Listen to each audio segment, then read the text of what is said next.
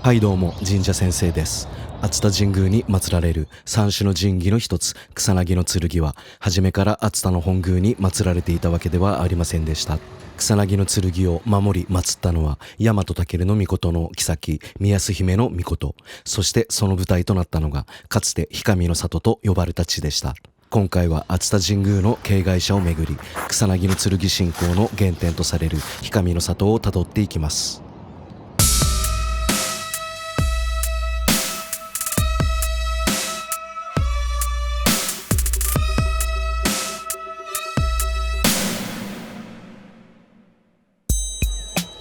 前回は熱田神宮の境内をめぐり、熱田神宮に秘められた古代信仰の形や大和武と宮安姫、そして尾張氏との関わりを見ていきました。今回は熱田神宮の正門前から出発し、周辺に残る境外者と氷上の里と伝わる旧跡を順番に巡っていきます。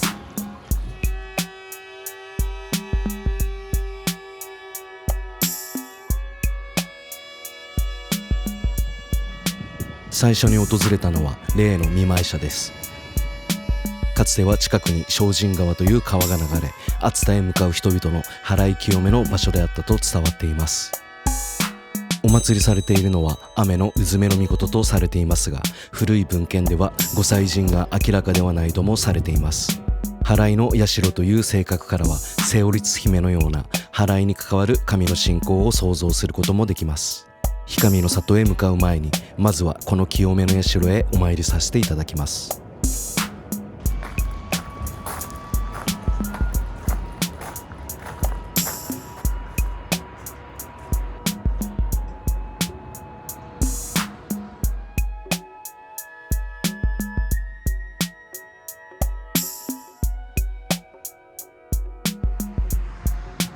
続いて訪れたのは松御社です。お祭りされているのは宮安姫とされていますが、古い文献には宮安姫の兄である武稲種の命を祀るとも、武稲種の墓であるとも記されています。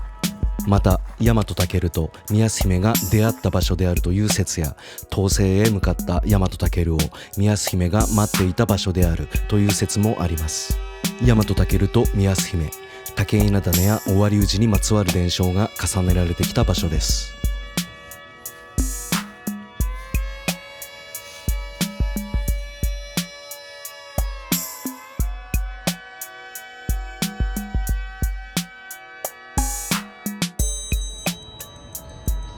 次にお参りするのは高倉結び巫女神社です。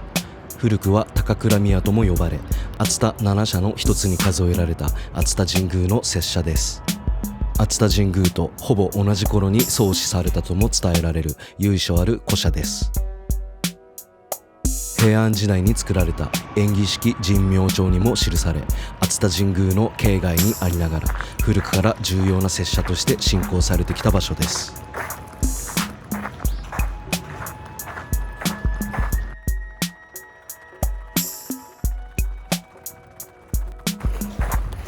境内にはいくつかの末社がお祭りされています。こちらは高倉稲荷社です。お祭りされているのは羽化の御霊の神、五穀や食物を司る神様で、多くの稲荷神社の御祭神とされています。またこのお社は太閤出世稲荷とも呼ばれ、幼い頃の豊臣秀吉が母に手を引かれてお参りしたという伝承から、立身出世や商売繁盛の神として信仰されてきたそうです。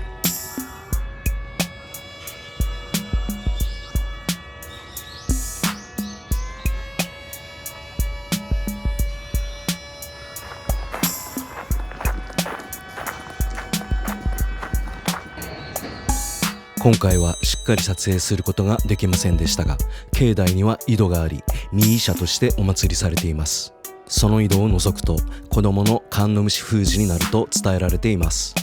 高倉結び巫女神社は子育ての神様としても厚く信仰されてきました。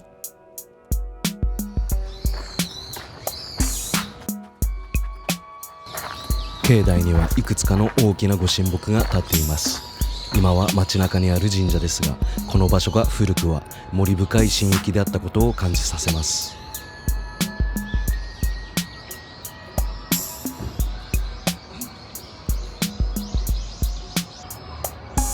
拝殿前の両脇には鉾取社と新宮社が鎮座しています。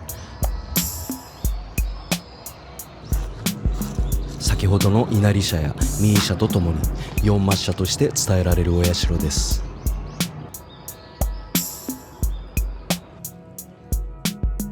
こちらにお祭りされる神様は高倉寺の命です。高倉寺の命は初代天皇である神武天皇を助け、霊剣不兎の御霊を授けた神として知られています。以前紹介した熊野の上倉神社にもお祭りされている神様です。しかし古い資料を見ていくと、大和武の子とされる田良中津彦のスメラ命、つまり第14代中愛天皇をお祭りするという説が記され、また国史では熱田の大神の御子神が祀られるとされています。田良中津彦が大和武の巫女であることを考えると、古代の熱田神宮で中心となってお祭りされていた神様はやはり大和武ではなかったかと想像することもできます。さらに尾張氏の系譜には天照国照彦雨の穂あかり串玉にぎはやひの命という非常に長い神名も見えてきます。尾張氏の祖とされる雨の穂あかりの命と神武天皇よりも古い時代、大阪の岩船神社に雨の岩船で天下ったとされる謎の神にぎはやひの命が重なり合ったような神名です。高倉寺の命はにぎはやひの命の命とされる神様です。つまり高倉結び巫女神社には熱田の大神の巫女神、尾張氏の親神信仰、そしてにぎはやひの命につながる古代神話が幾重にも重なっているように感じられます。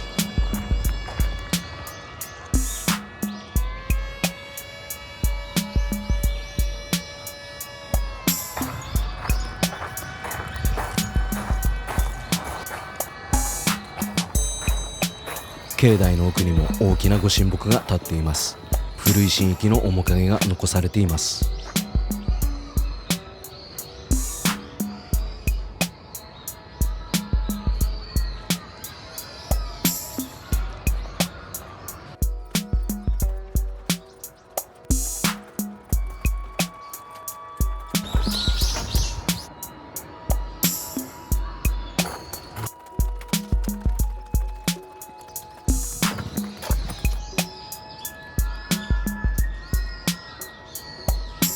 それではいよいよ今回の目的地である氷上の里へ向かいます。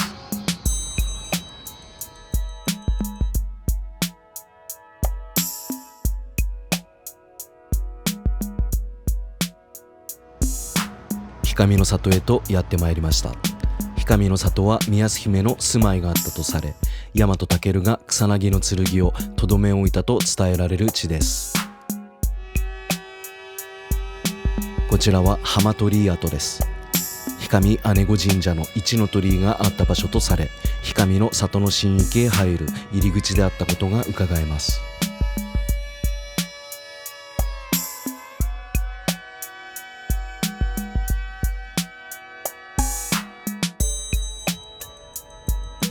こちらにはかつて浜宮というお社があり、航海や庭園など海に関わる神様である塩筒の叔父がお祭りされていました。現在は住宅地の中ですが、かつてこの一帯は海に近い場所にあり、参拝者は熱田神宮から氷上の里へ船で訪れていたと伝えられています。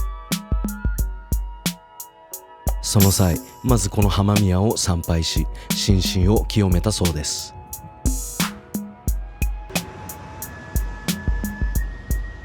こちらは寝覚めの里の石碑です。ここは大和武と宮津姫が新婚のひとときを過ごした館跡と伝えられています。この辺りが海辺だった頃、波の音で目を覚ましたことから寝覚めの里と呼ばれるようになったとも伝えられています。大和武と宮津姫の伝承がこの氷上の里に深く残されていることを感じさせる場所です。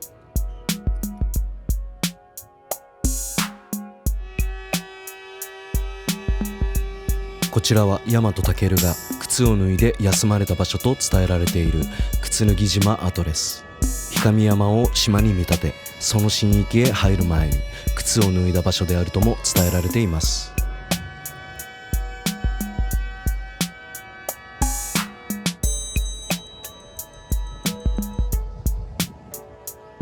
続いて訪れたのは玉根社です。お祭りされているのは宿儺彦名の命、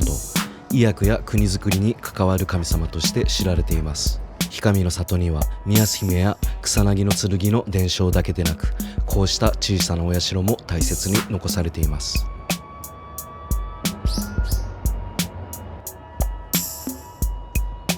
隣に見えるのは大高祭殿です。ここでは熱田神宮に関わるお田植え祭や縫い穂祭が今も行われています。この先に見える森の中に氷上姉御神社と本宮が鎮座しています。いよいよここから氷上の里の中心へ向かっていきます。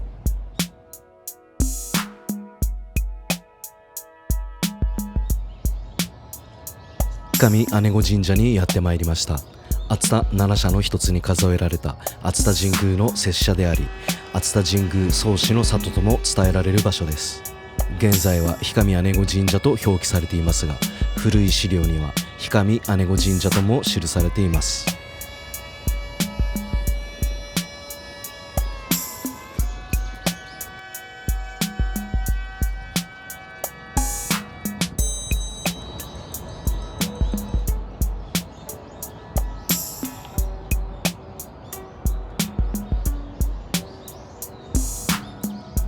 こちらにお祭りされているのは宮洲姫の命です。宮洲姫は尾張氏の一族であり、大和尊の后とされる女性です。大和尊は伊吹山の荒ぶる神を鎮めに向かう際、草薙の剣を宮洲姫のもとに置いていったと伝えられています。社名にある姉御とは夫のない若い女性を指す古い言葉に由来するという考察もあります。そして宮洲姫がその剣を守り続け、この地に祭り始めたことが後の熱田神宮の創始へつながったとされています。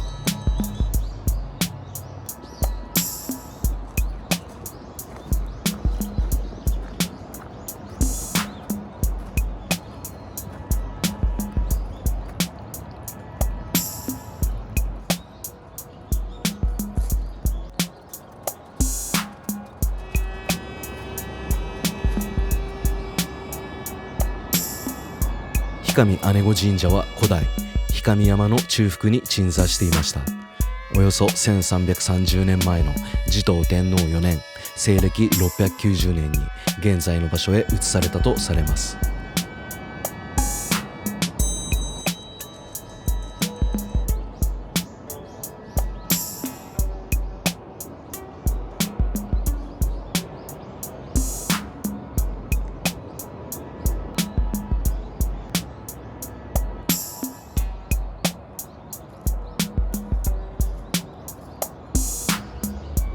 それでは一度氷上姉御神社を離れ、近くに鎮座する熱田神宮の境外末社朝尾社へ向かいます。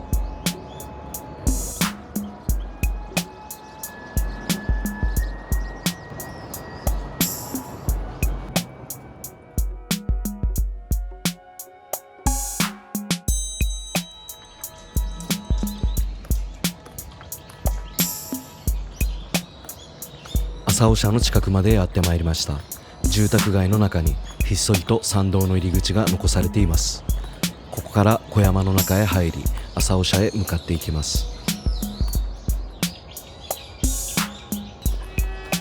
こちらにお祭りされているのは氷上乳母の御霊です。江戸時代の文献には穂高大乳母の御霊を祀る社とあり、この大乳母は穂高の里の地主であったと記されています。その正体については宮洲姫が置いた後の御霊、宮洲姫の母である増木戸部の命、あるいは乳母、祖母などさまざまな説が伝えられています。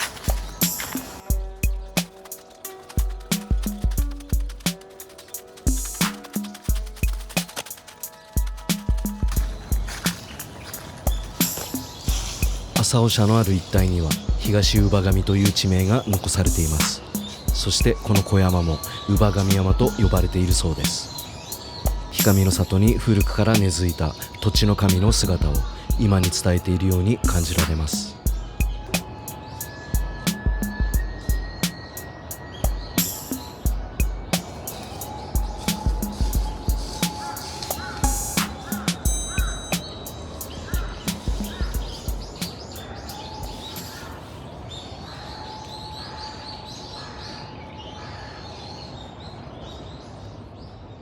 それでは再び氷上姉御神社の前へ戻ってきました。いよいよここから先は氷上山の本宮へと向かっていきます。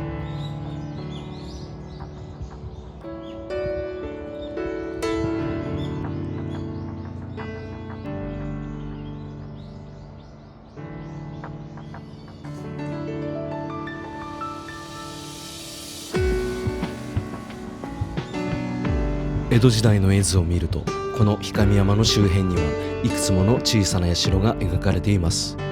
この一帯が氷上の里の中心として一つの神域を形作っていたようです。その中にはかつて常世社という社があり、宮姫の荒御霊を祀る社であったと記されています。そこは宮姫の墓地であり、三捧とも呼ばれていました。この先の参道は宮姫の信仰の核心へ、そして熱田神宮の原点へと近づいていく道でもあります。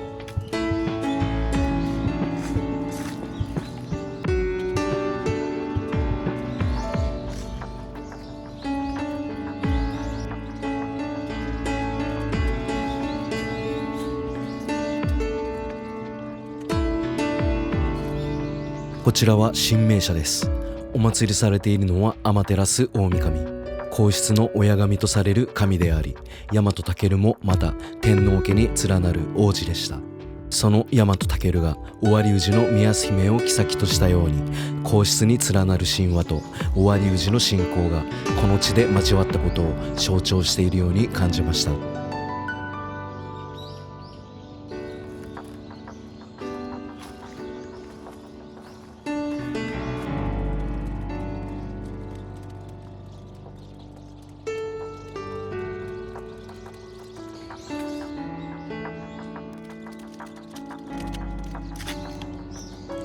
こちらが氷上姉御神社の本宮です。現在の社地へ移される以前の宮姫を祀る神域であり、草薙の剣が最初に祀られた熱田神宮の始まりの場所です。本宮の隣には宮姫の託跡と書かれた石碑があります。石碑には大和武の命ではなく大和武天皇という名が刻まれています。これは大和武を天皇号で呼ぶ古い伝承を踏まえた表現と考えられます。明治時代に神道を背景とした天皇中心の国家体制が整う中で、熱田神宮は伊勢神宮に次ぐ大神宮としての地位を確立していきます。それまでの尾張造りから伊勢神宮と同じ神明造りへと社殿の形式も大きく改められました。この石碑に刻まれた大和武天皇という言葉は、草薙の剣を祀る熱田神宮と皇室、そして尾張氏に連なる宮姫との関係を当時の熱田神宮が強く意識していたことを伺わせます。宮姫の思いと草薙の剣をめぐる神話はここで土地の記憶となり息づいていました。それでは熱田神宮と境外社を参拝させていただきました。三種の神器の一つをお祭りする熱田神宮、その原点には大和武が残した草薙の剣と、それを守り祀った宮姫、皇室と尾張氏の結びつきと古代信仰の形がありました。草薙の剣の物語は神話の中だけではなく、今もこの熱田の地に受け継がれていました。ぜひ皆さんも参拝してみてください。